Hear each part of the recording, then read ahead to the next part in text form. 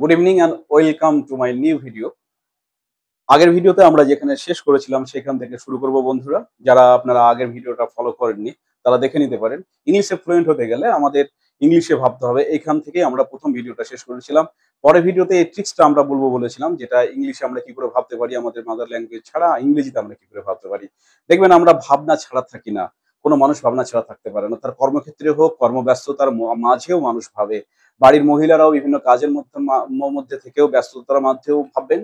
আমরাও বিভিন্ন কর্মক্ষেত্রে বিভিন্ন অবস্থাতেই আমরা ভাবতে থাকি। আমরা এমনকি বিশ্রামরত অবস্থাতেও ভাবতে থাকি। এটা হিউম্যান বিইং এর একটা হ্যাবিট। এটা আমরা ভাবনা ছাড়া থাকতে পারি না। এখন এই ভাবনাগুলো আমাদেরকে কনভার্ট করতে হবে ইংরেজিতে। ভাবনাগুলো আমাদের ইংরেজিতে ভাবতে হবে। কারণ ইংরেজিতে ফ্লুয়েন্ট হতে গেলে এটা খুবই, এই ট্রিক্সটা খুবই ফলো করা খুবই প্রয়োজন। কিভাবে আমরা ভাবতে পারি? দেখবেন আমরা ভাবনা ছাড়াই এমন অনেক কিছু ওয়ার্ড, সেন্টেন্স আমরা ইংরেজি যেগুলো বলে ফেলি, সহজাতভাবেই বলে ফেলি। যেমন স্ট্যান্ড আপ, সিট ডাউন, এগুলো কিন্তু ইংরেজি সেন্টেন্স, ছোট সেন্টেন্স হলো ইংরেজি সেন্টেন্স। এগুলো বলার জন্য কিন্তু আমাদের ভাবতে হয় না। May I come in sir, may I go out sir, এগুলো বলার জন্য কিন্তু আমাদের ভাবতে হয় না।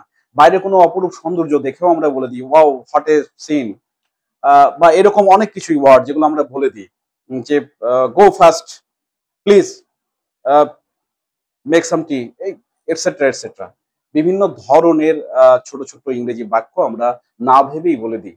এগুলো কি করে ভাবি? কারণ আমাদের ব্রেনে এগুলো স্টোরেজ হয়ে আছে আগে থেকে সহজাতভাবেই। ঠিক এই সহজাতভাবে স্টোর করা বাক্যগুলো আমাদের ব্রেনে বাড়াতে হবে। তাহলে আমাদের ভাবনাটা ইংরেজিতে সহজ হয়ে যাবে। এখন আমরা এই ইংরেজিতে ভাববো কিভাবে? যেমন ধরুন আমরা রাত্রিবেলা বসে আছি। আগামী দিনের বা আগামী কালকের ভাবনা কি করব সেটা আমরা ভাবছি। হয়তো আমি ভাবছি, আপনারা ভাবছেন। পুরুষ যারা আছি যারা ভাবছি সকালবেলা আমি আ বাজারে যাবো এবং মাছ কিনবো। সেটা আপনারা ইংরেজিতে ভাবুন। বাংলায় ভাবছেন, ইংরেজিতে ভাবুন। Uh tomorrow I will go to market and buy fish. এটা ভাবলে কেমন হয়? আপনারা ভেবে দেখবেন। এরকম আরো ছোট ছোট ভাবনা আছে যেগুলো আপনারা ভাবতে পারেন। বাড়ির মহিলারা বিকেলবেলা বিশ্রাম নিচ্ছেন আর ভাবছেন আ চা করব। তো সেই ভাবনাটা ইংরেজিতে ভাবুন। দেখবেন ইংরেজিতে বলাটা আরো সহজ হয়ে যাবে। I will make T.